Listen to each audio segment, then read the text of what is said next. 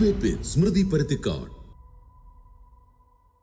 4.5 മാസം മുൻപൊരു പെരുമഴയത്ത് കുത്തിയൊലിച്ചുപോയ ഭൂമിക്കടിയിൽ ഇപ്പോഴും ഉറ്റവർക്കൊന്ന് കാണാൻ പോലും പറ്റാതെ കിടപ്പുണ്ട് 47 പേർ. പിറ്റേന്നെണീച്ച് പണിക്ക് പോകണമെന്നും പഠിക്കാൻ പോകണമെന്നും മഴയൊന്നു മാറിയാൽ അടർന്നുപോയ വീടിന്റെ ഭാഗം ശരിയാക്കണമെന്നും ചേർന്ന് നിൽക്കുന്നവരെ കരകയറ്റണമെന്നും ജോലി വാങ്ങി കുടുംബം നോക്കണമെന്നുമൊക്കെ സ്വപ്നം കണ്ടുറങ്ങിയ 251 പേർ പുത്തുമലയിൽ നിത്യനിദ്രയിലാണ്. ജീവൻ തിരിച്ചു കിട്ടിയിട്ടും ജീവിതം നഷ്ടപ്പെട്ടവരാണ് ബാക്കിയുള്ളത്. എല്ലാം മണ്ണെടുത്തവരിലേക്കാണ് ജനാധിപത്യ ഇന്ത്യയുടെ പ്രധാനമന്ത്രി ഓഗസ്റ്റ് മാസം 10 എത്തിയത്. ചേർത്ത് പിടിച്ചും ആശ്വസിപ്പിച്ചും ഫോട്ടോയെടുത്തും പണം പ്രശ്നമല്ല എന്ന് പറഞ്ഞും മടങ്ങുമ്പോൾ മുണ്ടക്കൈയും ചൂരൽമലയും മാത്രമല്ല, കേരളമാകെ പ്രതീക്ഷിച്ചു നമുക്കുള്ളതെല്ലാം കണ്ടറിഞ്ഞു തരുമെന്ന്. ഈ നാട്ടിലെ കൂട്ടായ്മകളും കൂലിപ്പണിക്കാരും കുടുംബശ്രീ പ്രവർത്തകരും കുട്ടികളുമടക്കം ചെറുതായെങ്കിലും ചേർന്ന് നിൽക്കാൻ ശ്രമിക്കുന്നതിനിടയിലും കേന്ദ്രം പറഞ്ഞു കാത്തിരിക്കൂ, കിട്ടാനുള്ളത് കിട്ടുമെന്ന്. വോട്ട് തേടിയുള്ള വഴികളിലെല്ലാം പറഞ്ഞതും കാത്തിരിക്കൂ എന്ന് തന്നെയാണ്. ഒടുവിൽ ശാരീരികമായും സാമൂഹികമായും ഉറവിടങ്ങാത്ത വയനാടിനോട് ഉപതെരഞ്ഞെടുപ്പിൽ വോട്ടിട്ടതിന്റെ പിറ്റേന്ന് പ്രധാനമന്ത്രി വന്നതിന്റെ 94-ാം പക്കം മനസാക്ഷിക്കുത്തിന്റെ കണിക പോലുമില്ലാതെ കേന്ദ്ര സർക്കാർ പറയുന്നു ദേശീയ ദുരന്തമായി പ്രഖ്യാപിക്കില്ല എന്ന്. ആത്മപുച്ഛം അല്പം പോലും തോന്നാതെ കോടതിയിൽ പറയുന്നു കേരളത്തിന്റെ കയ്യിൽ ആവശ്യത്തിന് പണമുണ്ടെന്ന്. ചോദ്യം ഇതാണ്, പിന്നിൽ നിന്ന് കുത്തിയോ?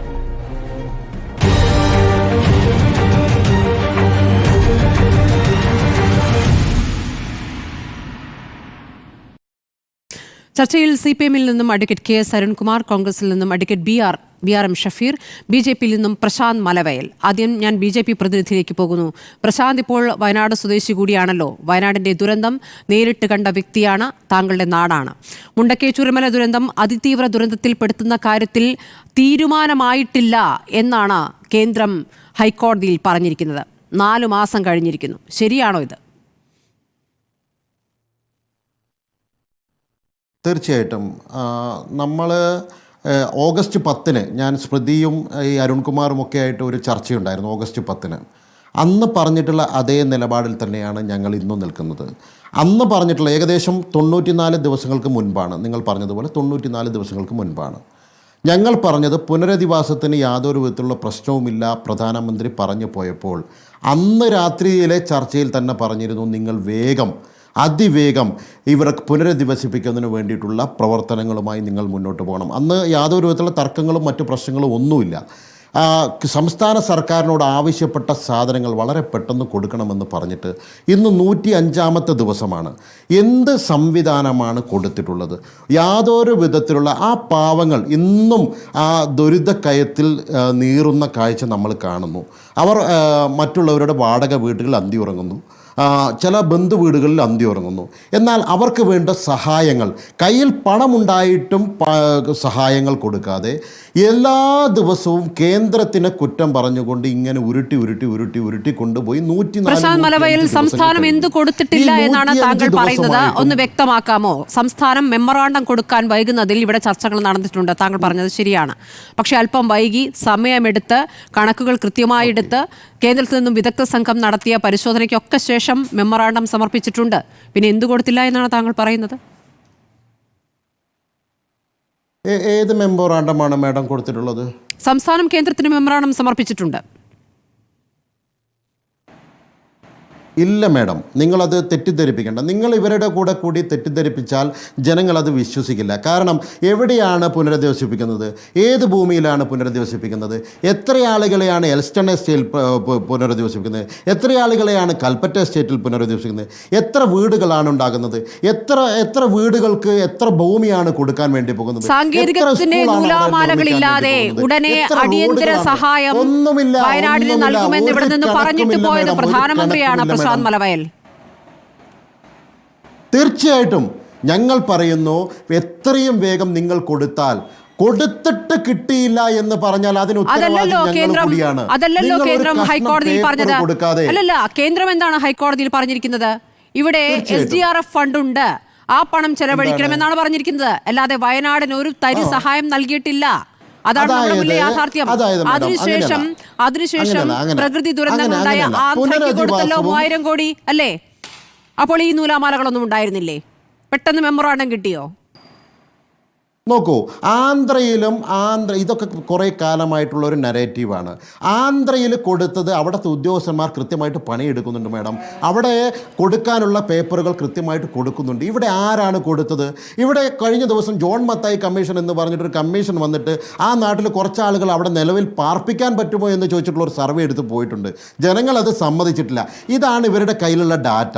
അവിടെ എത്ര ആളുകളെ മാറ്റി പാർപ്പിക്കുന്നു, എങ്ങോട്ട് മാറ്റി പാർപ്പിക്കുന്നു, എന്നാണിത് മാറ്റി പാർപ്പിക്കാൻ വേണ്ടി പോകുന്നത്, എത്ര ഭൂമി കൊടുക്കും, എത്ര നില വീട് കൊടുക്കും, ഇങ്ങനെ തുടങ്ങിയിട്ടുള്ള യാതൊരു വിധത്തിലുള്ള ഡീറ്റെയിൽസും ഇന്ന് വരെ കേന്ദ്രത്തിന് സമർപ്പിച്ചിട്ടില്ല. ഇനി നിങ്ങൾ പറഞ്ഞ മറ്റൊരു വാദം, അതായത് കോടതിയിൽ പറഞ്ഞത് അങ്ങനെയല്ലല്ലോ, കയ്യിൽ പണമുണ്ടല്ലോ, ആ പണം എടുത്തുകൂടെ എന്നാണ് കോടതിയിൽ ചോദിച്ചത് എന്നാണ്. ഒരു സംശയവുമില്ല. കാരണം ഇപ്പോൾ ഈ ദുരിതം അനുഭവിക്കുന്ന ആളുകൾക്ക് കൊടുത്തിരിക്കുന്ന പുഴുവരിച്ച അരി കണ്ടല്ലോ മാഡം. ആ പുഴുവരിച്ച അരി കൊടുക്കുന്നതിന് പകരം നല്ല അരി കൊടുക്കാൻ, നല്ല വീടുകളിലേക്ക് മാറ്റാൻ, നല്ല വാടക വീട് കണ്ടെത്താൻ ആ താൽക്കാലിക സംവിധാനത്തിനുള്ള പണം ഇവരുടെ കയ്യിലുണ്ട്. 1 രൂപ ആർക്കെങ്കിലും കൊടുത്തതായിട്ട് പറയാൻ സാധിക്കുമോ? 1 രൂപ കൊടുത്തിട്ടില്ല എന്ന് മാത്രമല്ല, ഉള്ള പൈസ താൽക്കാലിക സംവിധാനം എന്ന് പറയുമ്പോൾ വാടക കൊടുക്കുന്നുണ്ട്, ദിവസം ഒരാൾക്ക് 300 രൂപ കൊടുക്കുന്നുണ്ട്. അതിൽ പിഴവുകളുണ്ടാകാം, കുഴപ്പങ്ങളുണ്ടാകാം, പരാതികളുണ്ടാകാം. ശരിയാണ്. പക്ഷെ ഒന്നും കൊടുത്തില്ല എന്നെങ്ങനെ താങ്കൾ പറയും? ഒന്നും കൊടുത്തിട്ടില്ല എന്നെങ്ങനെ താങ്കൾ പറയും? സംസ്ഥാനം ചെയ്യുന്നു. കേന്ദ്രം തരുന്നത് ഔദാര്യമല്ല പ്രശാന്ത് മലവയൽ, അത് സംസ്ഥാനങ്ങളുടെ അവകാശമാണ് പ്രശാന്ത് മലവയൽ. കൊടുത്തതിനെ ന്യായീകരിക്കുകയാണോ റിപ്പോർട്ടർ ചാനൽ? അല്ല, അതൊന്നും ന്യായീകരിച്ചിട്ടില്ല. അതെങ്ങനെ ന്യായീകരിക്കാം? 1300 കോടി രൂപ കയ്യിൽ വെച്ചിട്ട് അല്ലല്ല, എല്ലാ സംസ്ഥാനങ്ങൾക്കും പൊതുവായി കൊടുക്കുന്ന തുകയെ നിങ്ങൾ വയനാട് പാക്കേജായി അവതരിപ്പിക്കരുത്, അത്രയേ ഉള്ളൂ. വയനാടിന് പാക്കേജ് ഇല്ല എന്ന് പറയുന്നേ. വയനാടിന് പാക്കേജ് ഇല്ല എന്ന് പറയൂ. ധൈര്യമുണ്ടെങ്കിൽ പറയൂ. BJP അവതരിപ്പിച്ച എവിടെയെങ്കിലും? ഇല്ലില്ല, വയനാടിന് പാക്കേജ് ഉണ്ട്. നിങ്ങളുടെ കയ്യിൽ പേപ്പർ ഉണ്ടോ? നിങ്ങളുടെ കയ്യിൽ പേപ്പർ ഉണ്ടോ? വയനാടിന് പാക്കേജ് ഉണ്ട്, കേന്ദ്രം തരും. അത് തന്നെയാണ് പറയുന്നത്. അതാണ് പറഞ്ഞത്. 4 മാസമായി പ്രശാന്ത് മലവയൽ, 4 മാസമായി നിങ്ങൾ അടയിരിക്കുന്നു. നിങ്ങൾ എന്താണ് കോടതിയിൽ പറഞ്ഞത്? നിങ്ങൾ കോടതിയിൽ പറഞ്ഞതിനെ കുറിച്ച് മാത്രമാണ് ഞാൻ ചോദിക്കുന്നത്. കോടതിയിൽ പറഞ്ഞത് ഇതിൽ ഉന്നതതല സംഘം യോഗം ചേർന്ന് ആലോചിക്കണം. അങ്ങനെ ഒരു യോഗം പോലും ചേർന്നിട്ടില്ല. അപ്പോൾ നിങ്ങൾക്ക് അതിലുള്ള തിടുക്കം, നിങ്ങൾക്ക് അതിലുള്ള താല്പര്യം, ആത്മാർത്ഥത, അതൊക്കെ വ്യക്തമാവുകയാണ്. മേഡം, PDNA എന്ന് പറയുന്ന ഒരു സംവിധാനത്തെക്കുറിച്ച് അറിയാലോ? Post disaster need assessment survey. എന്തെങ്കിലും ഒരു സർവേ, ഒരു കുറ്റി അടിച്ചിട്ടുള്ള സർവേ അവിടെ നടത്തിയതായിട്ട് നിങ്ങൾക്കറിയോ? നിങ്ങൾ കൂടി എന്തിനാണ് ഇവരുടെ കൂടെ കൂടുന്നത്? നിങ്ങൾ എന്തിനാണ് യാത്രയും ഹിമാചലും ഇല്ലാത്തൊരു പ്രത്യേക സർവേയെ കുറിച്ച് പറയുന്നത്? നിങ്ങൾ എന്തിനാണ്?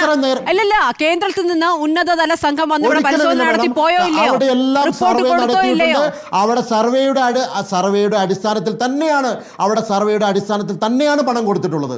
അല്ല എന്ന് ഇവർ വാദിക്കുന്നതാണ്, ഇവർ നരേറ്റീവ് ഉണ്ടാക്കുന്നത്. അഡ്വക്കേറ്റ് KS അരുൺകുമാർ, നിങ്ങൾ ഇവിടെ സർവേ നടത്തിയില്ല, നിങ്ങൾ ഇവിടെ നിന്ന് മെമ്മോറാണ്ടം കൊടുത്തില്ല, നിങ്ങൾ ഇവിടെ പുഴുവരിക്കുന്ന അരി കൊടുക്കുന്നു. ഇതാണ് BJPക്ക് പറയാനുള്ളത്.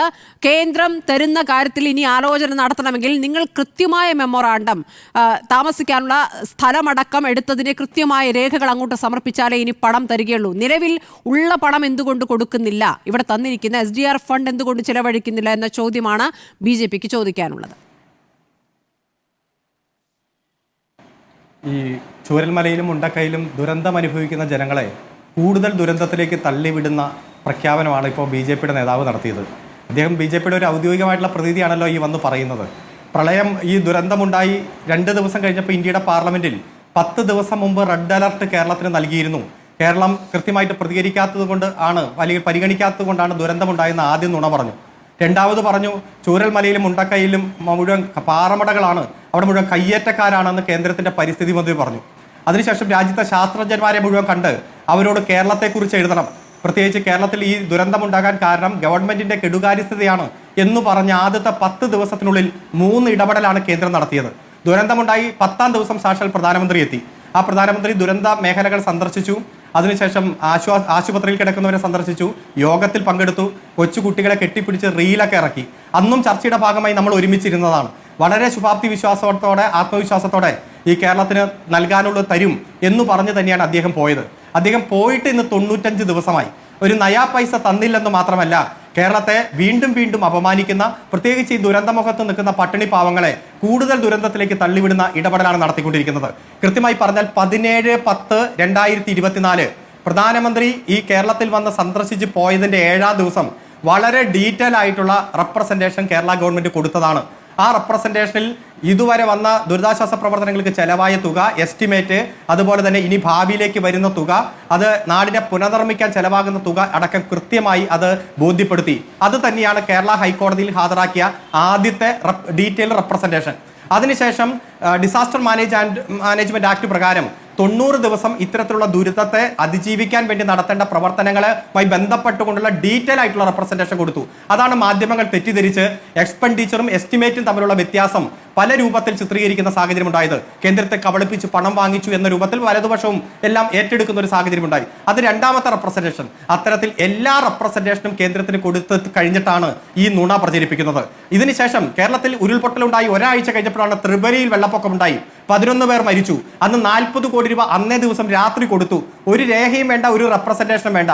ഒരാഴ്ച കഴിഞ്ഞപ്പോൾ ആന്ധ്രയിലും തെലുങ്കാനയിലും വെള്ളപ്പൊക്കമുണ്ടായി. 3448 രൂപ കൊടുത്തു. ഒരു രേഖയും വേണ്ട, റെപ്രസെന്റേഷനും വേണ്ട. അതിനുശേഷം ബീഹാർ, സിക്കിം, നാഗാലാൻഡ് വെള്ളപ്പൊക്കമുണ്ടായി. 750 കോടി രൂപ, 800 കോടി രൂപ വാരിക്കോരി കൊടുത്തു. BJP ഭരിക്കുന്ന സംസ്ഥാനങ്ങൾക്ക്, താല്പര്യമുള്ള സംസ്ഥാനങ്ങളിൽ ഒരാവശ്യം വേണ്ട, റെപ്രസെന്റേഷൻ വേണ്ട, അപേക്ഷയും വേണ്ട, വാരി കൊടുക്കും. ഈ കേരളത്തിന് ഈ സംഭവം നടന്ന് 105 ദിവസമായിട്ടും ഒറ്റ പൈസ തന്നില്ലെന്ന് മാത്രമല്ല, കേരള ഹൈക്കോടതി പറഞ്ഞു എന്തെങ്കിലും കേരളത്തിന് കൊടുക്കൂ. എന്തുകൊണ്ടാണ് കേരളത്തിന്റെ അപേക്ഷ പരിഗണിക്കാത്തത്? ഒരാഴ്ചക്കുള്ളിൽ തീരുമാനമെടുക്കുമെന്ന് പറഞ്ഞു. അതിനുശേഷം അഫിഡവിറ്റ് ഫയൽ ചെയ്തു. 2 ആഴ്ച സമയം ചോദിച്ചു. ഇന്ന് കോടതിയിൽ കേസ് വന്നു. വീണ്ടും ആ കേസ് മാറ്റി. ഇങ്ങനെ കേരളത്തോട് മാത്രം ഇത്തരത്തിലുള്ള അവഗണന തുടരുന്ന സാഹചര്യത്തിലും നുണ പ്രചരിപ്പിച്ചുകൊണ്ട് BJPയുടെ പ്രതിനിധികൾ ഈ കേരളത്തിലെ സാധാരണക്കാരെ, പട്ടിണി പാവങ്ങളെ വെല്ലുവിളിക്കുന്ന സാഹചര്യമാണ്. ഒരു അടിയന്തര സഹായം തരാൻ എന്തിനാണ് മിസ്റ്റർ അവിടെ എവിടെയാണ് വീട് നിർമ്മിക്കുന്നത്, എവിടെയാണ് സ്ഥലം എന്ന് കാണിക്കാൻ? അടിയന്തരം പോയിട്ട് അടിയന്തരമില്ലാത്ത സഹായമില്ല, ഒരു സഹായവുമില്ല. നയാ പൈസ ഈ കേരളത്തോട് തന്നില്ല. ഹെലികോപ്റ്റർ വന്ന സാധാരണക്കാരായ സ്ത്രീകളെ, ഗർഭിണികളായ സ്ത്രീകളെ എയർലിഫ്റ്റിംഗ് നടത്തിയതിന് 2018 215 കോടി രൂപ ഈ കേരളത്തിൽ നിന്ന് ഈടാക്കിയവരാണ് നിങ്ങൾ. നമുക്ക് അരി പ്രളയകാലത്ത് എക്സ്ട്രാ തന്നതിന് 125 കോടി രൂപ ഈടാക്കിയവരാണ് നിങ്ങൾ. ആ പൈസ തന്നില്ലെങ്കിൽ പിന്നീടുള്ള മാസങ്ങളിൽ അരി നിഷേധിക്കുമെന്ന് പറഞ്ഞവരാണ് നിങ്ങൾ. ഈ കേരളത്തെ ദുരന്ത മുഖത്ത് പോലും അപമാനിക്കുന്ന, അതുപോലെ അവഗണിക്കുന്ന, ഇത്രയധികം അവഗണന കാണിക്കുന്ന ഒരു സാഹചര്യം ഈ രാജ്യത്തിന്റെ ചരിത്രത്തിൽ ഉണ്ടായിട്ടില്ല. അത്തരത്തിലുള്ള അവഗണന തുടരുമ്പോൾ 3 ആവശ്യമാണ് നമ്മൾ മുന്നോട്ട് വെച്ചത്. 1, ഇതൊരു ദേശീയ ദുരന്തം എന്ന രൂപത്തിൽ L3 കാറ്റഗറിയിൽ പ്രഖ്യാപിക്കണം. 2, ഇതിലെ പട്ടിണി പാവങ്ങളുടെ ബാങ്ക് ലോണുകൾ അത് എഴുതി തള്ളണം. അതിന് കേന്ദ്രം അതിനു വേണ്ടിയിട്ടുള്ള നിർദ്ദേശം കൊടുക്കണം. 3, ഒരു അടിയന്തര സഹായം തന്നെ. ഇന്നലെ നൽകിയ കത്ത്, കേന്ദ്ര മന്ത്രി നൽകിയ കത്തിൽ ഈ 3 ആവശ്യത്തെക്കുറിച്ചും ഒരക്ഷരം പോലും ഉരിയാടിയിട്ടില്ല. ഇത്ര പട്ടാളം വന്നു, ഇത്ര പോലീസ് വന്നു, ഇത്ര എയർഫോഴ്സ് വന്നു. ഈ കഥകളെല്ലാം കൃത്യമായിട്ട് എല്ലാവർക്കും അറിയാം, എല്ലാവരും കണ്ടതാണ്. ഈ നാട് അതിന്റെ വാടക ചോദിക്കുമെന്ന് ഇനി പറയാൻ പറ്റില്ല. അഡ്വക്കേറ്റ് KS അരുൺകുമാർ ചിലപ്പോ വന്നേക്കാം. യെസ്, ഉറപ്പായിട്ടും കത്ത് വരും. കാരണം പ്രളയകാലത്ത് 3-ാം മാസമാണ് 215 കോടി രൂപ എയർഫോഴ്സിന്റെ വിമാനം വന്നതിന് പൈസ ചോദിച്ച് ഉള്ള ബില്ല് വന്നത്. ഇപ്പൊ 3 മാസമായി, ബില്ല് വരേണ്ട സമയമായി. ഈ നാട്, നമ്മൾ കേരളം എന്ന് പറഞ്ഞാൽ ഇന്ത്യയുടെ ഭാഗമല്ലേ എന്ന് സംശയിക്കേണ്ട ഒരു സാഹചര്യം വരികയാണ്. നമ്മളും ഈ രാജ്യത്തിന്റെ ഭാഗമാണല്ലോ. നമ്മളോട് മാത്രം എന്തിനാണ് ഇത്ര അവഗണന, ഇത്ര ഒരു കരുണയില്ലാത്ത സമീപനം സ്വീകരിക്കുന്നത്? പ്രധാനമന്ത്രിയുടെ വാക്കുകളെ അങ്ങനെ തന്നെ മനസ്സാവഹിച്ച് ഈ കേരളത്തിന് കിട്ടും, സഹായം കിട്ടുമെന്ന് പറഞ്ഞതാണ്. ഇപ്പൊ BJPയുടെ പ്രതിനിധി പറഞ്ഞല്ലോ, ഇത്ര രൂപ കേരളത്തിന്റെ ദുരിതാശ്വാസ പ്രതികരണ നിധിയിലുണ്ട്. അത് ഈ കേരളത്തിൽ എവിടെ എന്ത് ദുരിതാശ്വാസ പ്രവർത്തനം നടത്തേണ്ടി വന്നാലും ചെലവഴിക്കേണ്ട തുകയാണ്. അതിൽ വയനാടും പെടും. പക്ഷെ വയനാട് ഈ രാജ്യം കണ്ടിട്ടുള്ളതിൽ വെച്ച് ഏറ്റവും വലിയ ഉരുൾപൊട്ടലിൽ 3-ാമത്തേതാണ് ഉണ്ടായത്. ഈ കേരളം കണ്ട പ്രകൃതി ദുരന്തത്തിൽ 1-ാമത്തേതാണ്. അതുകൊണ്ട് വയനാടിന് ഒരു പ്രത്യേക പാക്കേജ് വേണം, പ്രത്യേക സഹായം വേണമെന്ന് ആവശ്യപ്പെടുമ്പോൾ അത് തരാമെന്ന് പറഞ്ഞ് ഈ രാജ്യത്തിന്റെ പ്രധാനമന്ത്രി പോയതാണ്. ആ പ്രധാനമന്ത്രി യോഗത്തിൽ പങ്കെടുത്തതാണ്. കളക്ടറും ഉദ്യോഗസ്ഥന്മാരുടെ യോഗത്തിൽ വെച്ച് ഈ കേരളത്തിലുണ്ടായ നാശനഷ്ടം കണ്ട് ബോധ്യപ്പെട്ടു പോയതാണ്. അന്ന് പ്രധാനമന്ത്രിയുടെ അത്ര നടന്ന് കണ്ടില്ല പിണറായി വിജയൻ. മുഖ്യമന്ത്രി അത്രത്തോളം നടന്നിട്ടില്ല എന്ന വിമർശനമടക്കം ഉയർന്നതാണ്. അത്രത്തോളം നടന്ന് കണ്ടതാണ്, കുട്ടികളെ ചേർത്ത് പിടിച്ചതാണ്. ഇവിടെ നടന്ന ഒരു ഫോട്ടോഷൂട്ട് അല്ല എന്ന് നമ്മൾ വിശ്വസിച്ചു പോയി. അതിന് കിട്ടിയ ശിക്ഷയായി വേണമെങ്കിൽ ഇതിനെ കാണേണ്ടി വരും. BRM ഷഫീർ, ഇപ്പോൾ കേന്ദ്ര സഹായം അതിന്റെ കാര്യത്തിൽ ആലോചന നടത്തേണ്ടതുണ്ട്. BRM ഷഫീർ, 2 ആഴ്ച സമയമാണ് ഇപ്പോൾ ഹൈക്കോടതി നൽകിയിരിക്കുന്നത്. പക്ഷേ എന്താണ് ഈ തീവ്ര ദുരന്തമായി കാണുമോ എന്നുള്ള കാര്യത്തിൽ ഒരു തീരുമാനം ഇതുവരെ എടുത്തിട്ടില്ല. 2 ആഴ്ചയ്ക്ക് ശേഷം കേന്ദ്രം അറിയിക്കുമെന്നാണ് പറഞ്ഞിട്ടുള്ളത്. ഇപ്പോൾ അടിയന്തര സാഹചര്യം ഏതായാലും നീങ്ങിക്കഴിഞ്ഞിരിക്കുന്നു. വയനാട് ഇലക്ഷൻ കഴിഞ്ഞു. അത് കഴിഞ്ഞിട്ടാണല്ലോ ഇപ്പോൾ കോടതിയിൽ കാര്യങ്ങൾ വിശദീകരിച്ചിരിക്കുന്നത്. കേന്ദ്രത്തിൻ്റെ ഈ നടപടി എങ്ങനെയാണ് കാണുന്നത്? ഇവിടെ ശക്തമായി പ്രതിഷേധിച്ചാൽ, നിങ്ങൾ ഒരുമിച്ച് നിന്ന് കഴിഞ്ഞാൽ കേന്ദ്രം സഹായം നൽകും എന്നുള്ള പ്രതീക്ഷയുണ്ടോ? കേന്ദ്രത്തിന് ഒരു വിചാരമുണ്ട്. നിങ്ങൾക്ക് സ്ഥിരമായിട്ട് ജയിച്ചു വരാൻ പറ്റാത്തൊരു സ്ഥലമാണെങ്കിൽ ഞങ്ങളെ അങ്ങ് വല്ലാതെ അങ്ങ് അവഗണിക്കുക. നിങ്ങൾ സ്ഥിരമായി ജയിച്ചു വരുന്ന സ്ഥലങ്ങളാണെങ്കിൽ അത് ത്രിപുരയിലായിരുന്നാലും നിങ്ങളുടെ ഘടകകക്ഷികളായിട്ടുള്ള ആന്ധ്രാപ്രദേശ് ആയിരുന്നാലും മറ്റേത് സ്റ്റേറ്റ് ആയിരുന്നാലും അവിടങ്ങളിൽ എന്തെങ്കിലും ഒരു ഡിസാസ്റ്റർ ഉണ്ടായിക്കഴിഞ്ഞാൽ അകമഴിഞ്ഞ് കൊടുത്തുകൊണ്ട് ആ വോട്ട് ബാങ്കിനെ സംരക്ഷിക്കുക. ഈ സമീപനം കേന്ദ്രം മാറ്റണം. കേന്ദ്രത്തിന്റെ കൃത്യമായ അവഗണനയിൽ പ്രതിഷേധിച്ചുകൊണ്ട് ഐക്യജനാധിപത്യ മുന്നണി ചൊവ്വാഴ്ച നടന്ന് വയനാട് ജില്ലയിൽ UDF ഹർത്താൽ ആചരിക്കാൻ തീരുമാനിച്ചിരിക്കുകയാണ്. പ്രഖ്യാപിച്ചത്. ഞങ്ങൾക്ക് ഈ കാര്യത്തിലെങ്കിലും LDF അത് ചെയ്യുന്നതിൽ ഞങ്ങൾക്ക് ഒരു തെറ്റുമില്ല. കാരണം ഒരു കോമൺ വിഷയത്തിൽ അങ്ങനെ തന്നെ ആവേണ്ടതാണ് എന്നുള്ള വിഷയമാണ് ഞങ്ങൾക്ക് പറയാനുള്ളത്. ഞങ്ങൾ ഇവിടെ കേരളം ചോദിച്ചത് 1500 കോടിയാണ്. ഇവിടെ 1500 കോടി കേരളം ഒരു പ്രപ്പോസലായിട്ട് ചോദിക്കുന്നു. കേരളം എന്ന് പറയുന്നത് CPM കോൺഗ്രസും അല്ല, കേരളമാണ്. അതിൽ BJP-കാരൻ ഉൾപ്പെടെ ഉണ്ട്.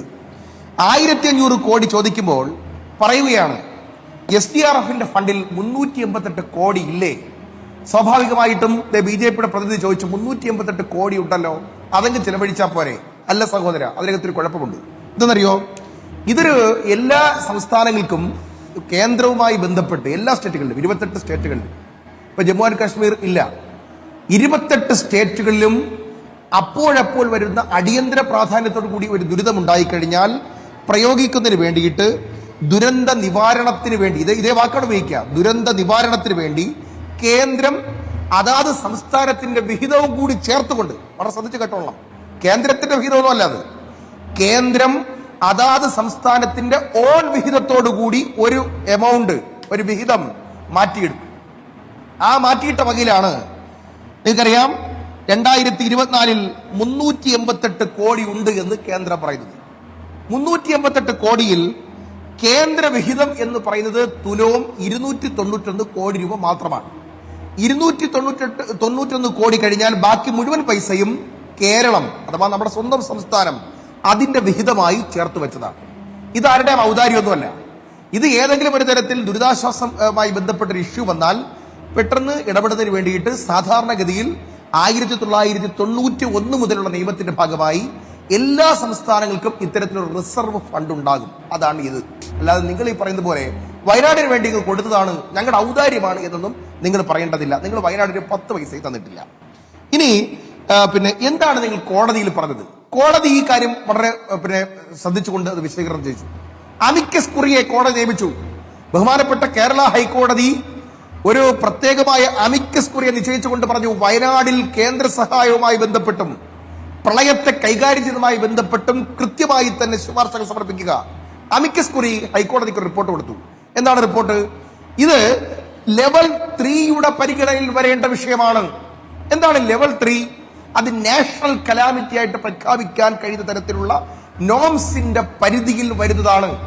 അപ്പോ BJP-യുടെ സതീർത്ഥ്യനോടൊരു ചോദ്യം, എന്റെ പൊന്ന് സതീർത്ഥ്യ, ഇത് അമിക്കസ് കുറിയുടെ റിപ്പോർട്ടാണ്. ഇത് UDF-ന്റെയോ LDF-ന്റെയോ റിപ്പോർട്ടല്ല. ഇത് കേന്ദ്ര സർക്കാരുമായി ബന്ധപ്പെട്ട് ഹൈക്കോടതിയിൽ അമിക്കസ് കുറി പറയുകയാണ്, ലെവൽ 3യിൽ പരിഗണിക്കേണ്ട തരത്തിലുള്ള അനിതര സാധാരണമായിട്ടുള്ള ഒരു ദുരന്തമാണ് എന്ന് ഹൈക്കോടതിയിൽ അമിക്കസ് കുറി റിപ്പോർട്ട് ചെയ്യുന്നു. ഹൈക്കോടതി സോളിസിറ്റർ ജനറലിനെ കക്ഷി ചേർക്കുന്നു. സോളിസിറ്റർ ജനറൽ കോടതിയിൽ വരുന്നു. സോളിസിറ്റർ ജനറൽ നേരിട്ട് ഹാജരായിട്ട് അദ്ദേഹത്തിന്റെ അഫിഡവിറ്റ് അതിനകത്ത് കൃത്യമായി തന്നെ പറയുന്നുണ്ട്. സോളിസിറ്റർ ജനറൽ പറയുകയാണ്, 1/3 ഈ ഇതുമായി ബന്ധപ്പെട്ട് അതിതീവ്ര വിഭാഗത്തിൽപ്പെടുന്ന കാര്യം ഞങ്ങൾ പരിഗണിക്കും. ശ്രദ്ധിച്ചു കേട്ടോ, 2 ആഴ്ചക്കുള്ളിൽ ഞങ്ങൾ പരിഗണിക്കും. 2 ആഴ്ചകളിൽ അവിടെ സോളിസിറ്റർ ജനറൽ ഒരിടത്ത് പോലും ഇത് നാഷണൽ കലാമിറ്റിയുടെ പരിധിയിൽ വരുന്ന കാര്യമേ അല്ല എന്ന ഒരു കണ്ടൻഷൻ റൈസ് ചെയ്തിട്ടില്ല. ബഹുമാനപ്പെട്ട ഹൈക്കോടതിയിൽ അഡീഷണൽ സോളിസിറ്റർ ജനറൽ കേന്ദ്ര സർക്കാരിന് വേണ്ടി കൊടുത്ത അഫിഡവിറ്റിൽ പറയുന്നത് അതിതീവ്രം അഥവാ ലെവൽ 3 ദുരന്തമായി പ്രഖ്യാപിക്കുന്നതിന് ഞങ്ങൾക്ക് 2 ആഴ്ചത്തെ സമയം വേണമെന്ന് പറയുന്നു. ഹൈക്കോടതി കേസ് മാറ്റുന്നു. എന്നിട്ടോ ഒക്ടോബർ 30-നാണ് കേന്ദ്രം ഇത്തരത്തിൽ അഡീഷണൽ സോളിസിറ്റർ വഴി കാര്യങ്ങൾ പറഞ്ഞത്. അപ്പോ നിങ്ങൾ പറഞ്ഞു ലെവൽ 3യിൽ പരിഗണിക്കാം എന്ന് പറഞ്ഞു. ഇവിടെ ചില ആളുകൾക്ക് ഇടയ്ക്കിടയ്ക്ക് പറയാറുണ്ട്, അയ്യോ ലെവൽ 3യിൽ പരിഗണിക്കണമെങ്കിൽ 1/3 ഒരു സംസ്ഥാനത്തിലെ ജനസംഖ്യയുടെ 1/3 അഫക്റ്റ് ചെയ്യേണ്ടതില്ലേ എന്ന ഒരു കണ്ടൻഷൻ അവരെടുത്തിടാറുണ്ട്. അങ്ങനെയുമല്ല. അത് ഞങ്ങൾ അതിനെക്കുറിച്ച് വളരെ വിശദമായിട്ട് തന്നെ പഠിച്ചപ്പോൾ ഞങ്ങൾക്ക് മനസ്സിലായത്, ഏറ്റവും അവസാനമായി കോടതികൾ പരിഗണിക്കുന്നത്, സുപ്രീം കോടതി ആയാലും ഹൈക്കോടതി ആയാലും ഇത്തരം വിഷയങ്ങൾ വരുമ്പോൾ പരിഗണിക്കപ്പെടേണ്ടത് ഏത് മാനദണ്ഡമാണ് എടുക്കേണ്ടത് എന്നതിനെ സംബന്ധിച്ച് പല ചർച്ചകളും ഉണ്ടായിരുന്നു. 2005 ഡിസാസ്റ്റർ മാനേജ്മെന്റ് ആക്ട് ആണ് ഇതിന് ബാധകം. എന്താണ് ആക്ട് പറയുന്നത്? ഏതെങ്കിലും ഒരു പ്രദേശത്ത് മനുഷ്യനിർമ്മിതമായോ എന്ന് പറഞ്ഞാൽ അതിനകത്ത് ന്യൂക്ലിയർ ആവാം, രാസമാവാം, അങ്ങനെയുള്ള മനുഷ്യന്റെ തന്നെ ചില പ്രവർത്തനങ്ങൾ കൊണ്ട് ഉണ്ടാകുന്ന ദുരന്തങ്ങൾ, സ്വാഭാവികമായിട്ടോ ആകസ്മികമായിട്ടോ ഉണ്ടാകുന്ന ദുരന്തങ്ങൾ, അശ്രദ്ധ കൊണ്ടുണ്ടാകുന്ന ദുരന്തങ്ങൾ, അതുപോലെ തന്നെ ജീവനും സ്വത്തിനും വലിയ തരത്തിൽ ദോഷം വരുത്തുന്ന അപകടങ്ങൾ എന്നിവയെല്ലാം ഇത്തരത്തിൽ ദേശീയ ദുരന്തമായിട്ട് പ്രഖ്യാപിക്കാമെന്ന് 2005 ഡിസാസ്റ്റർ ആക്ടിലെ വകുപ്പിൽ കൃത്യമായി തന്നെ പറഞ്ഞിട്ടുണ്ട്. അതാണ് ഇവിടെ ബാധകം. അത് പറഞ്ഞതാരാ? സംസ്ഥാന സർക്കാരല്ല. നിങ്ങൾ ശ്രദ്ധിച്ചു കേട്ടോ. ബഹുമാനപ്പെട്ട ഹൈക്കോടതി ഈ കേസ് പരിഗണിച്ചുകൊണ്ടിരിക്കവേ അതിനകത്ത് ഒരു വാദമുന്നയിച്ചു, മുൻ കേന്ദ്ര സർക്കാരിന്റെ വകുപ്പുകൾ ഇതിനെതിരാണ്. അപ്പൊ കോടതി പറഞ്ഞു അല്ല. കോടതി പറഞ്ഞത് ഇങ്ങനെയാണ്, 2005 ഡിസാസ്റ്റർ മാനേജ്മെന്റ് ആക്ട് വായിച്ചിട്ടുണ്ട്. ശരി, താങ്കൾ പറഞ്ഞു, അത് വ്യക്തമായി. ഏതായാലും പ്രശാന്തിന് ഇതിന് മറുപടി നൽകേണ്ടി വരും. പ്രശാന്ത് മറുപടി നൽകണം. അഡ്വക്കേറ്റ് കെ അരുൺകുമാർ, ഇപ്പോൾ മെമ്മറാണ്ടം നൽകിയിട്ടില്ല എന്നുള്ളതാണ് BJP പ്രതിനിധിയുടെ വാദം. സംസ്ഥാനം കൃത്യമായ കണക്കുകൾ ബോധിപ്പിച്ചിട്ടില്ല, ആവശ്യങ്ങൾ മുന്നോട്ട് വെച്ചിട്ടില്ല എന്നുള്ളതാണ്. അത് കിട്ടിയ ഉടനെ തരുമെന്നുള്ള പഴയ വാദം വീണ്ടും ആവർത്തിക്കുന്നു. അല്ലെ, എത്ര ജനങ്ങളെ തെറ്റിദ്ധരിപ്പിക്കാൻ. പ്രത്യേകിച്ച് ആ ദുരന്തത്തിൽപ്പെട്ട 1400ഓളം കുടുംബങ്ങൾ, അവരുടെ ബന്ധുക്കൾ, അതുപോലെ വയനാട്ടിലെ ജനങ്ങൾ, ഈ കേരളത്തിലെ ജനങ്ങൾ, ലോകത്തെമ്പാടുമുള്ള മലയാളികൾ ഈ റിപ്പോർട്ടർ ചാനലിന്റെ ചർച്ച കാണുന്നുണ്ടാവുമല്ലോ. BJPയുടെ പ്രതിനിധി ഇതേ ചാനലിൽ വന്ന് പറയുന്ന പോലെ തന്നെ മറ്റ് ചാനലുകളിലും വന്ന് പറയുന്നുണ്ട്, ഇതുവരെ കേരളത്തിന്റെ റെപ്രസെന്റേഷൻ കിട്ടിയിട്ടില്ല എന്നതാണ്. ഞാൻ താങ്കളുടെ മൊബൈൽ ഫോണിലേക്ക് 17/8/2024 അതായത് പ്രധാനമന്ത്രി കേരളം സന്ദർശിച്ച് പോയതിന്റെ 7ാം ദിവസം കൊടുത്ത 35 പേജുള്ള ഡീറ്റെയിൽ ആയിട്ടുള്ള ആ റെപ്രസെന്റേഷൻ മെമ്മോറാണ്ടം അയച്ചിട്ടുണ്ട്.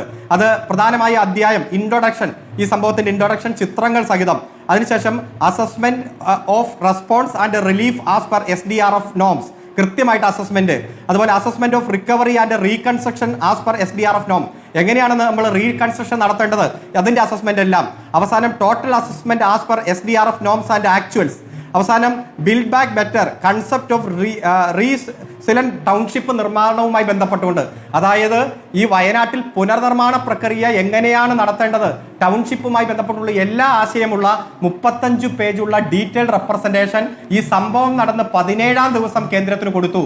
7/8/2024 തന്നെ കേന്ദ്ര സംഘം ഇവിടെ വന്നു. പ്രധാനമന്ത്രി ഇവിടെ സന്ദർശിക്കുന്ന ദിവസം വരെ കേന്ദ്ര സംഘം ഉണ്ടായിരുന്നു. പ്രധാനമന്ത്രി പങ്കെടുത്ത യോഗത്തിലും കേന്ദ്ര സംഘം പങ്കെടുത്തു. ആ കേന്ദ്ര സംഘത്തോടു കൂടി അനലൈസ് ചെയ്തിട്ട് അവരുടെ കൂടി വിശ്വാസത്തിലെടുത്ത് അവരുടെ കൂടി റെക്കമെൻഡേഷന്റെ അടിസ്ഥാനത്തിലാണ് ഫൈനലായി റെപ്രസെന്റേഷൻ തയ്യാറാക്കിയത്. ആ റെപ്രസെന്റേഷൻ കൊടുത്തിട്ട് ഇന്നേക്ക് 88 ദിവസമായി.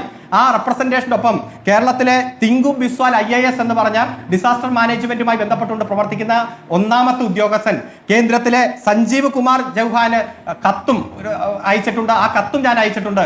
ഇത് ഈ കത്ത് അയക്കുന്നതോടൊപ്പം തന്നെ ഇത്രയും വലിയ ഡീറ്റെയിൽ റെപ്രസെന്റേഷനൊപ്പമുള്ള കവറിംഗ് ലെറ്ററും ഞാൻ അയച്ചിട്ടുണ്ട്. ഇതെല്ലാം 17/8/2024 കൊടുത്തതാണ്. 88 ദിവസം കഴിഞ്ഞ് BJPയുടെ പ്രതിനിധി കേരളത്തിലെ ജനങ്ങളെ തെറ്റിദ്ധരിപ്പിക്കാൻ സംസ്ഥാന ഗവൺമെന്റ് റെപ്രസെന്റേഷൻ കൊടുത്തിട്ടില്ല, ഇതുവരെ കൊടുത്തിട്ടില്ലെന്ന് പറയുന്നു. ഇത് ഹൈക്കോടതിയുടെ പരിഗണനയിലാണ്. പൂർണ്ണമായും ഇത് ഹൈക്കോടതി ഹാജരാക്കി ഡിവിഷൻ ബെഞ്ച്, സ്പെഷ്യൽ ബെഞ്ചിന്റെ പരിഗണനയിൽ തന്നെയാണ്. BJP നേതാവ് ക്ഷമ പറയണം, കേരളത്തിലെ ജനങ്ങളോട് മാപ്പ് പറയണം. എനിക്ക് അദ്ദേഹത്തിന്റെ ഫോൺ നമ്പർ ഇല്ല, അതുകൊണ്ട് അദ്ദേഹത്തിന് ഞാൻ അയക്കുന്നില്ല. ദയവായി റിപ്പോർട്ടർ ചാനൽ മറുപടി പറയണം. തിരിച്ച് ടിവിയിൽ കാണിക്കണം. വയനാട്ടിൽ നിന്നാണല്ലോ പ്രശാന്ത് സംസാരിക്കുന്നത്. തിരിച്ച് നാട്ടുകാരെ കാണേണ്ടതാണ്. അവിടെ ഇപ്പോൾ വാടക വീടുകളിൽ കഴിയുന്നവരെ താങ്കൾക്ക് നേരിട്ട് കാണേണ്ടത് കൂടിയാണല്ലോ. തീർച്ചയായിട്ടും അദ്ദേഹം കാണിച്ചിട്ടുള്ള പേപ്പറുകളൊന്നും സുഹൃത്തെ നിങ്ങളുടെ അടുത്ത് മാത്രമൊന്നുമല്ല, എൻ്റെ അടുത്ത് എപ്പോഴോ കിട്ടിയിട്ടുള്ള പേപ്പറുകളാണ്. ഇനി ടിങ്കു ബിശ്വാലിന് നിങ്ങൾ അയച്ച പേപ്പറും എൻ്റെ അടുത്തുണ്ട്. ഞാൻ വേണമെങ്കിൽ തിരിച്ചു വായിക്കാം. ഇനി ഞാൻ പറയാം, നിങ്ങൾ പറഞ്ഞിരിക്കുന്ന ഇതല്ലേ, ഇതാ അല്ലല്ല, എനിക്കാരും അയച്ചിട്ടില്ല. എനിക്ക് അദ്ദേഹത്തിന്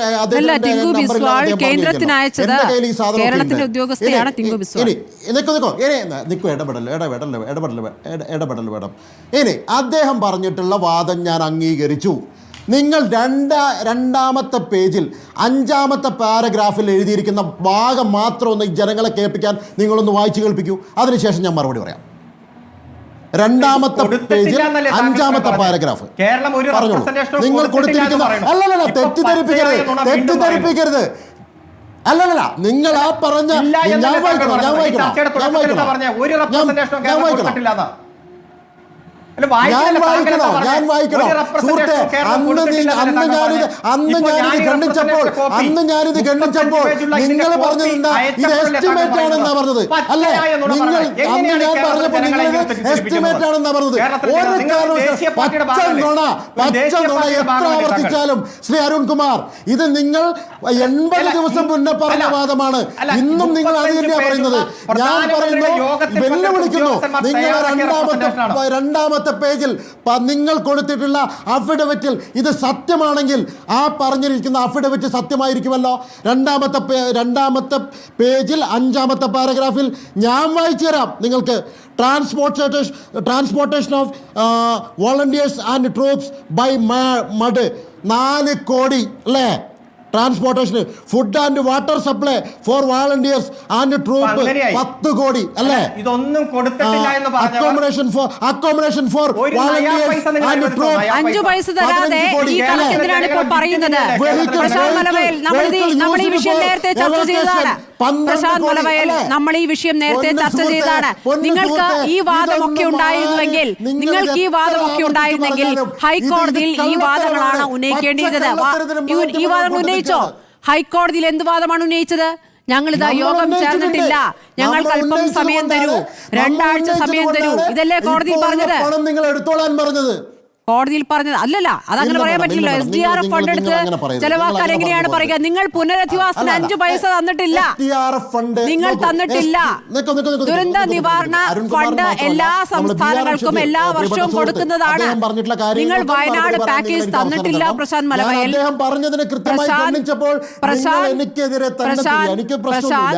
പ്രശാന്ത്, വയനാട് പാക്കേജ് ഇല്ല, കേന്ദ്ര വയനാട് പാക്കേജ് തന്നിട്ടില്ല. വയനാട് പാക്കേജ് തരാൻ ഉദ്ദേശിക്കുന്നില്ലെങ്കിൽ അങ്ങനെ പറയൂ, വളഞ്ഞു പിടിക്കാതെ പറയൂ തരില്ല എന്ന്. അങ്ങനെയില്ല മേഡം, അങ്ങനെയില്ല. വയനാട് പാക്കേജ് ഉണ്ട്. വയനാട് പാക്കേജ് എവിടെയുണ്ട്? എത്ര വീടുകൾ, എത്ര തോടുകൾ, എത്ര സ്കൂളുകൾ? നിങ്ങൾ തെലങ്കാനയ്ക്കും ആന്ധ്രയ്ക്കും ബീഹാറിനും ഒക്കെ കൊടുത്തത് ഈ കൃത്യം കണക്ക് കിട്ടിയിട്ടാണോ? ഇതുപോലെ തന്നെയാണ്. അപ്പൊ പിന്നെ എന്തിനാണ് പ്രധാനമന്ത്രി പറഞ്ഞത് സാങ്കേതികത്തിന് നൂലാമാലകളില്ല എന്ന്? എന്തിനാണ് പ്രധാനമന്ത്രി പറഞ്ഞത്? ആരെ പറ്റിക്കാനാണ്? ഇതുപോലെ തന്നെയാണ്. അവിടെ ആശുപത്രിയിൽ കിടന്ന പാവങ്ങളെ പറ്റിച്ചിട്ടല്ലേ പോയത് പ്രധാനമന്ത്രി? പറഞ്ഞു പറ്റിച്ചിട്ടല്ലേ പോയത്?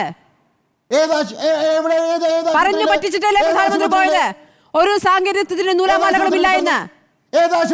ഒരു സാങ്കേതികത്തിന് നൂലാമാലകളുമില്ല, സഹായം തന്നിരിക്കും, വൈകാതെ തന്നിരിക്കുമെന്ന് പ്രധാനമന്ത്രി പറഞ്ഞിട്ട് പോയോ ഇല്ലേ? 145 കോടി രൂപ ട്രാൻസ്ഫർ ചെയ്ത് കൊടുത്ത് എന്തിനാണ്? പറ്റിച്ചു പോയതാണോ? ഒക്ടോബർ മാസം 31-ാം തീയതി 145 കോടി കൂടി കൊടുത്തത് പറ്റിച്ചു പോയതാണോ? ആ പണം എടുത്തുകൂടെ? 394 കോടി രൂപ കഴിഞ്ഞ വർഷത്തെ ബാക്കിയില്ലേ? ഏകദേശം 782 കോടി രൂപ ബാക്കിയില്ലേ? എന്താണ് നിങ്ങൾ കൊടുത്തത് ഈ നാട്ടിലെ ജനങ്ങൾക്ക്? കഴിഞ്ഞ കൊല്ലത്തെയും എല്ലാ വർഷവും തരുന്ന ഈ സഹായം, എല്ലാ വർഷവും തരുന്ന സഹായമല്ല, എല്ലാ വർഷവും സംസ്ഥാനങ്ങൾക്കുള്ള പങ്ക്, വിഹിതം, ആ വിഹിതത്തെയാണ് താങ്കൾ പറയുന്നത് വയനാട് പാക്കേജ് എന്നതല്ല. വയനാട് പാക്കേജ് അല്ല. ഒരു 200 കോടി അതിൽ നിന്ന് എടുത്തൂടെ? ഒരു 10 ലക്ഷം രൂപ വെച്ച് ഈ നാട്ടിലെ ജനങ്ങൾ എന്തിനാണ് ഇങ്ങനെ ചില്ലിക്കണക്ക് പറഞ്ഞുകൊണ്ടിരിക്കുന്നത് പ്രശാന്ത് മലവയൽ? താങ്കൾ ഈ വയനാട് നാട്ടിലിരുന്നു കൊണ്ടാണ് പറഞ്ഞുകൊണ്ടിരിക്കുന്നത്.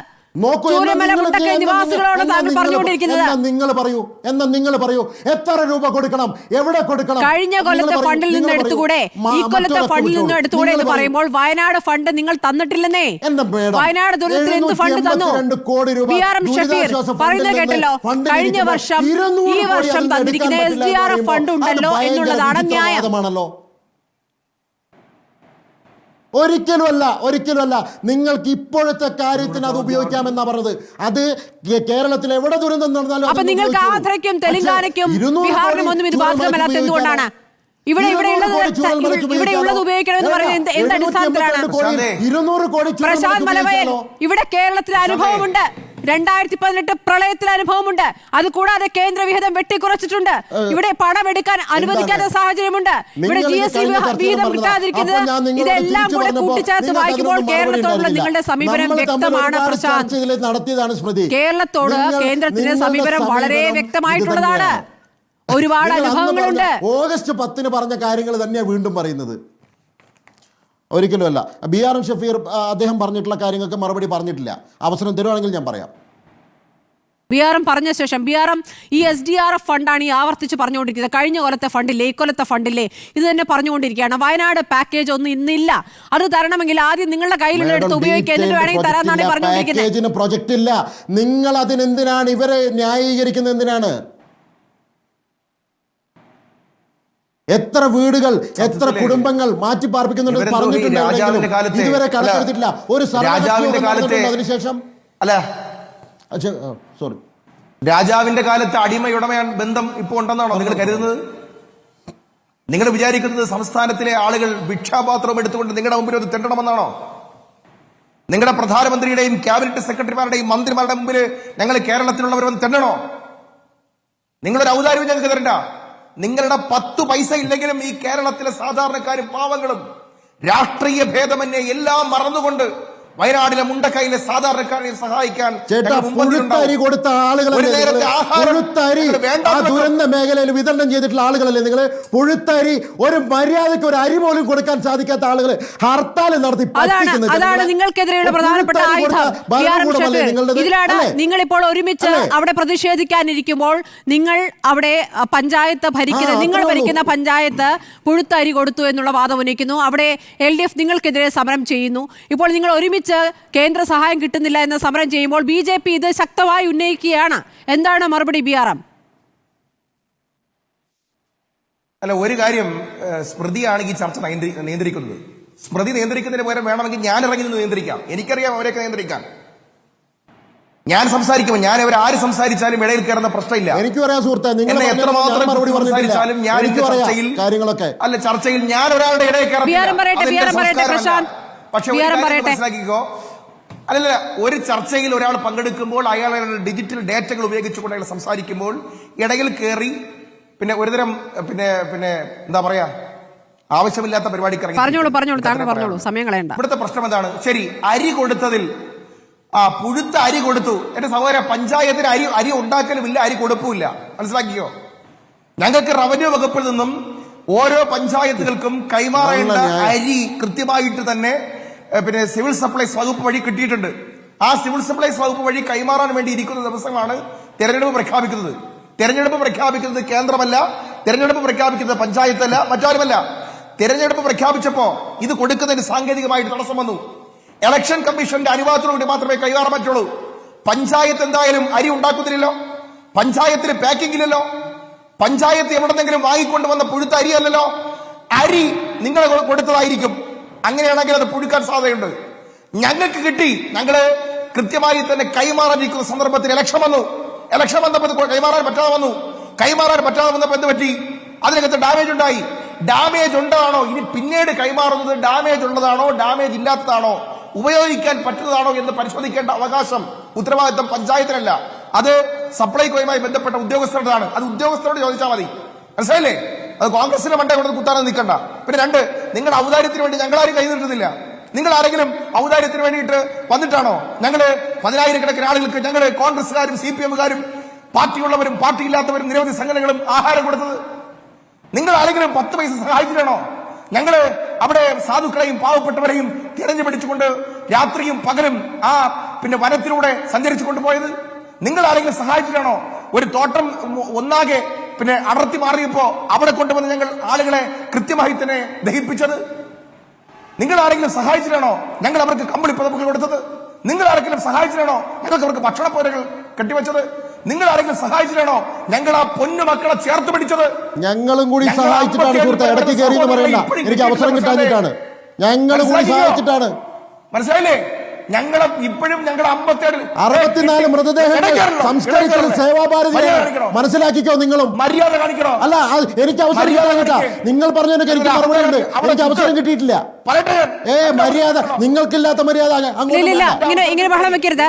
ഇല്ല, പ്രശാന്തിന് അവസരമുണ്ട്. പ്രശാന്തിന് മറുപടി പറയാം. പ്രശാന്തിന് മറുപടി പറയാൻ അവസരമുണ്ട്. എന്താവസരം നിങ്ങൾ തന്നത്? ഇടവേളയ്ക്ക് ശേഷം പ്രശാന്തിലേക്ക് തന്നെയാണ്. ഇടവേളയാണ്. ഇടവേളയ്ക്ക് ശേഷം പ്രശാന്തിലേക്കാണ്. 100 കണക്കിന് വരുന്ന കുട്ടികൾ അവരുടെ കുടുക്കകൾ പൊട്ടിച്ചുകൊണ്ടാണ്. അതാണ് സഹായം.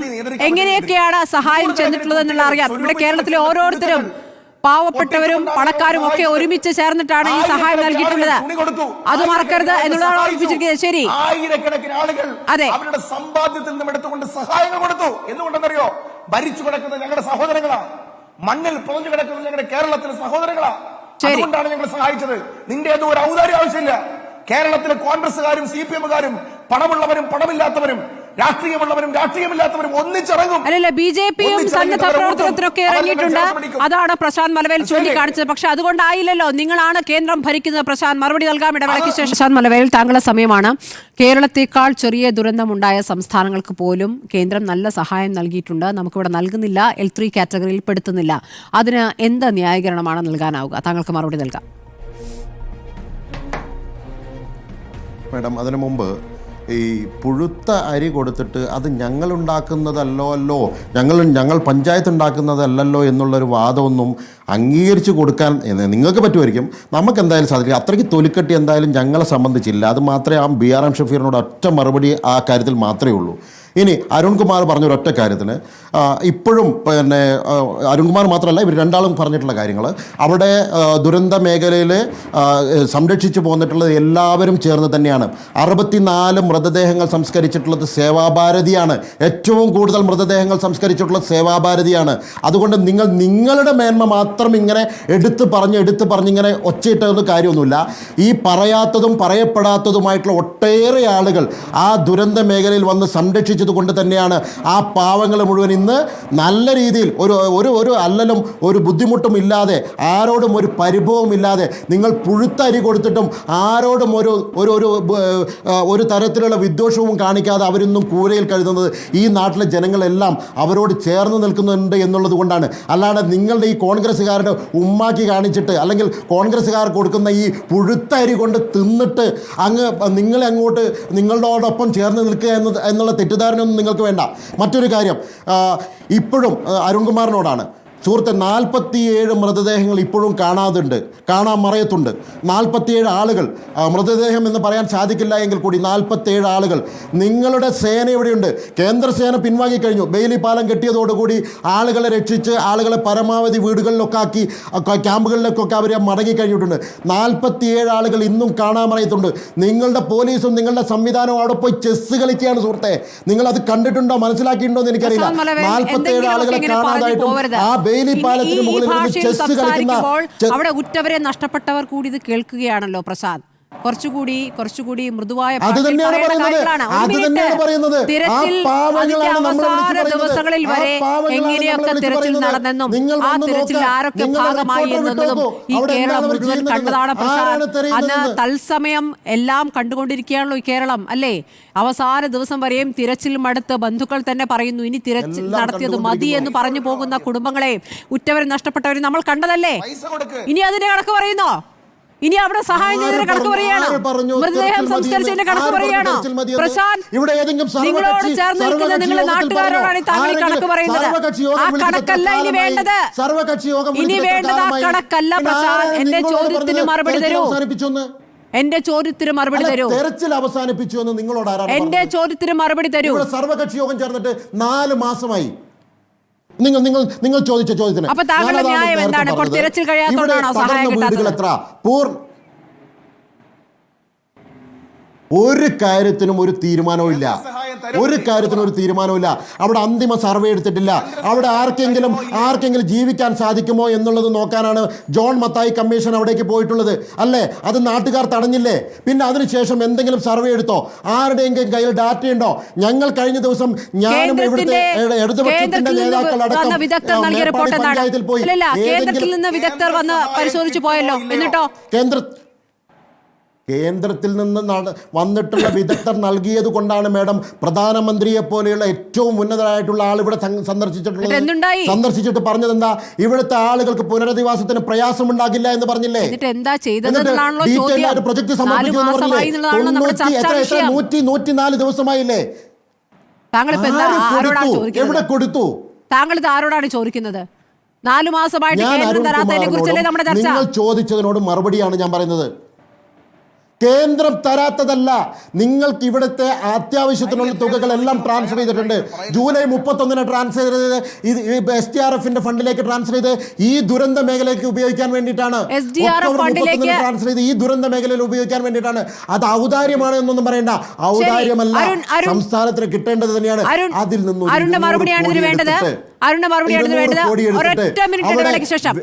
ജൂലൈയിൽ SDRFിലേക്ക് കൈമാറിയ തുകയെക്കുറിച്ചാണ് പ്രശാന്ത് ആവർത്തിച്ച് പറഞ്ഞുകൊണ്ടിരിക്കുന്നത്. ആദ്യം ആ തുക ചെലവഴിക്കൂ എന്നുള്ളതാണ് വാദം.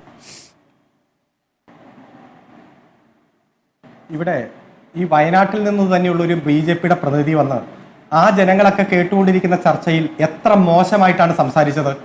അവിടുത്തെ സാധാരണക്കാർ, എല്ലാം നഷ്ടപ്പെട്ടവർ, ബന്ധുക്കളെ, കുട്ടികളെ നഷ്ടപ്പെട്ടവർ, അവർ ജീവിതത്തിൽ ഉണ്ടാക്കിയത് മുഴുവൻ നഷ്ടപ്പെട്ട് ഇപ്പോൾ ദുരിതാശ്വാസ ക്യാമ്പുകളിൽ വസിച്ച് അവരെ വാടക വീടെടുത്ത് ഗവൺമെന്റ് പുനരധിവസിപ്പിച്ച് അവർ ജീവിതത്തിലേക്ക് തിരിച്ചു വരുന്ന ഘട്ടത്തിൽ ഈ BJPയുടെ പ്രതിനിധി ഏറ്റവും ആദ്യം പറഞ്ഞത് ഒരു റെപ്രസെന്റേഷൻ പോലും ഗവൺമെന്റ് കൊടുത്തിട്ടേ ഇല്ല.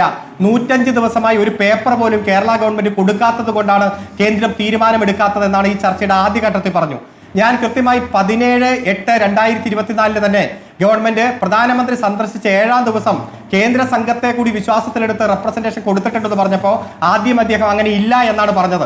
അതിന്റെ കോപ്പി ഞാൻ അയച്ചിട്ടുണ്ടെന്ന് പറഞ്ഞപ്പോൾ പറഞ്ഞു അതൊക്കെ എന്റെ കയ്യിലുണ്ട്, 4ാം പേജ് നോക്ക്, 5ാം പേജ് നോക്ക്. അതിലെല്ലാം പറഞ്ഞു SDRF നോംസ് പ്രകാരമാണ് തയ്യാറാക്കിയിരിക്കുന്നത്. ഈ രാജ്യത്ത് പാർലമെന്റ് പാസാക്കിയ നിയമപ്രകാരം ഏത് ഡിസാസ്റ്റർ മാനേജ്മെന്റ് വിഷയത്തിലും തയ്യാറാക്കേണ്ട മെമ്മോറാണ്ടം നോംസ് പ്രകാരം കേന്ദ്ര പ്രതിനിധി സംഘത്തിന്റെ എല്ലാ ആശീർവാദത്തോടെ അംഗീകാരത്തോടെ തയ്യാറാക്കി സമർപ്പിച്ചിട്ട് അത് മുന്നിൽ വെച്ചുകൊണ്ട് നുണ പ്രചരിപ്പിക്കുന്നു.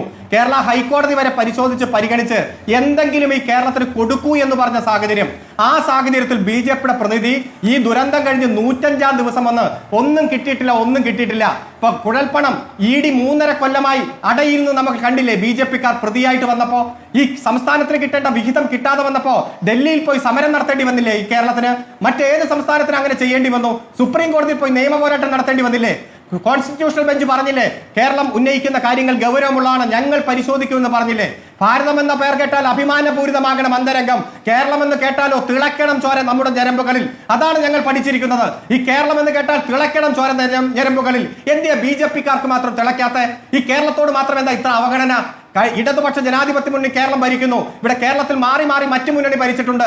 BJPക്ക് ഒരിക്കലും ഈ കേരളത്തിൽ നില മെച്ചപ്പെടുത്താൻ കഴിയാതെ വന്നപ്പോ എവിടെ പോയി നിങ്ങളുടെ കേന്ദ്രമന്ത്രി? എന്തിനും ആക്ഷൻ ഹീറോ പറയുന്ന ആ കേന്ദ്രമന്ത്രി ഇവിടെ പോയി ഔട്ട് എന്ന് പറഞ്ഞ് പത്രക്കാരെ മാറ്റി നിർത്തുകയല്ലേ? ഇവിടെ വയനാട്ടിന്റെ കാര്യം ചോദിക്കുമ്പോൾ ഇതെല്ലാം ജനങ്ങൾ കേൾക്കുന്നുണ്ട്.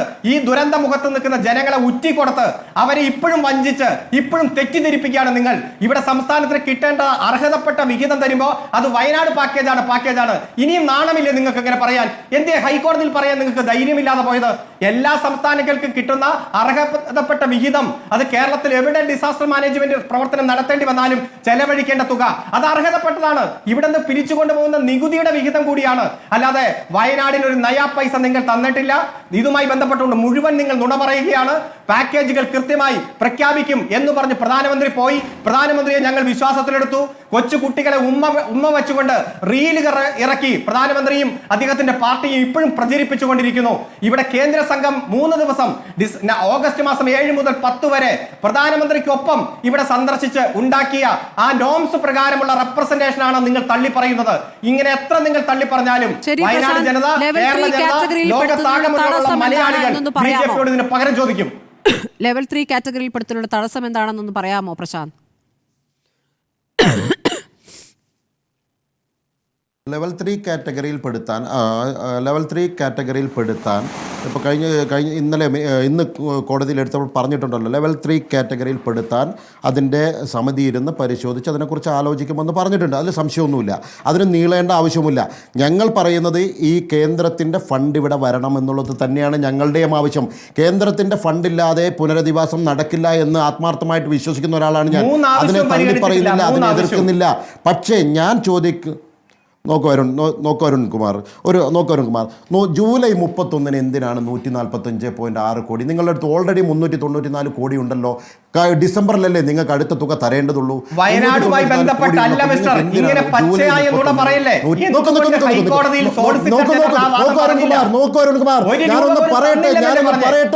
ഞാനൊന്ന് പറയട്ടെ, ജൂലൈ 30-നാണ് ദുരന്തം നടക്കുന്നത് സുഹൃത്തെ. ജൂലൈ 31-ന് 145 കോടി ട്രാൻസ്ഫർ ചെയ്യണമെങ്കിൽ അത് ഡിസംബറിൽ കൊടുക്കേണ്ട പൈസ ജൂലൈ 31-ന് ട്രാൻസ്ഫർ ചെയ്യണമെങ്കിൽ അതിന്റെ ചിന്തിച്ചാൽ മതി. അത് ചിന്തിച്ചാൽ മതി. അത് ചിന്തിക്കാനുള്ള ബോധം ഈ നാട്ടിലെ ജനങ്ങൾക്കുണ്ട്. പോരാ, നിങ്ങൾക്ക് 145 കോടി പോരാ, അതുകൊണ്ട് തികയില്ല. നിങ്ങൾക്ക് ഡിസംബറിൽ കൊടുക്കേണ്ട 145 കോടി കൂടി ഒക്ടോബർ 31-ന് കൊടുത്തു. 399 കോടി കൊടുത്തു. കൊടുത്തില്ലേ? കേരളത്തിലെ ജനങ്ങളെ തെറ്റിദ്ധരിപ്പിക്കുന്നു.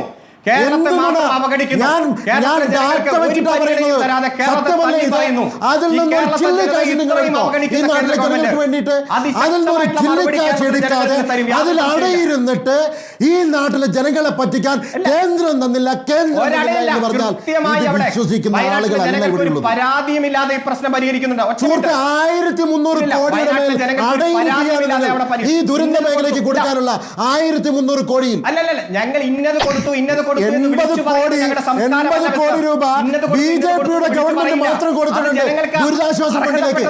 80 കോടി രൂപ, 80 കോടി ചെറിയ പൈസയല്ല. 80 കോടി രൂപ ബിജെപിയുടെ ഗവൺമെന്റ് കൊടുത്തിട്ടുണ്ട് ദുരിതാശ്വാസ ഫണ്ടിലേക്ക്. 1 കോടി എടുത്തിട്ട് ഈ നാട്ടിലെ എന്നിട്ട് പറയും നിങ്ങൾ 30 കോടി രൂപ കിട്ടിയത്. ഒന്ന് സുഹൃത്തെ, അങ്ങനെ നിങ്ങൾ കേരളം വേറെ ഒന്നല്ല, വയനാട് വേറെ ഒന്നല്ല. ഒരു മിനിറ്റ് പറഞ്ഞോളൂ. താങ്കൾ കേൾക്കൂ, കേരളം കേൾക്കൂ. ഈ ദുരന്തമുണ്ടായി 102 ദിവസത്തിനുള്ളിൽ 531 കോടി രൂപയാണ് കേരളത്തിലെ മുഖ്യമന്ത്രിയുടെ ദുരിതാശ്വാസ നിധിയിലേക്ക് വന്നത്. കുട്ടികൾ കുടുക്ക പൊട്ടിച്ചും ഉമ്മമാർ ആടിനെ വിറ്റും വിറ്റും ബിരിയാണി ചെമ്പ് നടത്തിയും 531 കോടി രൂപ ദുരിതാശ്വാസ നിധിയിലേക്ക് കിട്ടി. ആ പണം ജനങ്ങൾ സന്തോഷം. അല്ലെ, ഇനിയും കൃത്യമായി സംഭാവന തരും. സുഹൃത്തെ, ആ പൈസ എന്ത് ചെയ്തു നിങ്ങൾ? 1420 കുടുംബങ്ങളെ നിങ്ങൾ പറഞ്ഞല്ലോ 531 കോടി ഉണ്ടെന്ന്.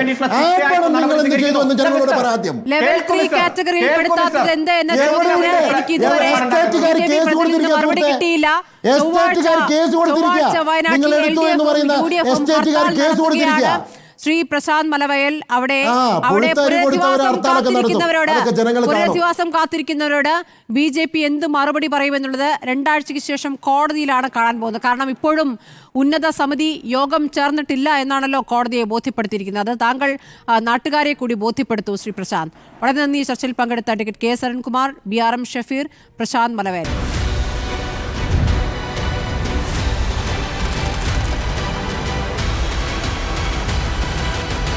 Debate with Smriti Paruthikad.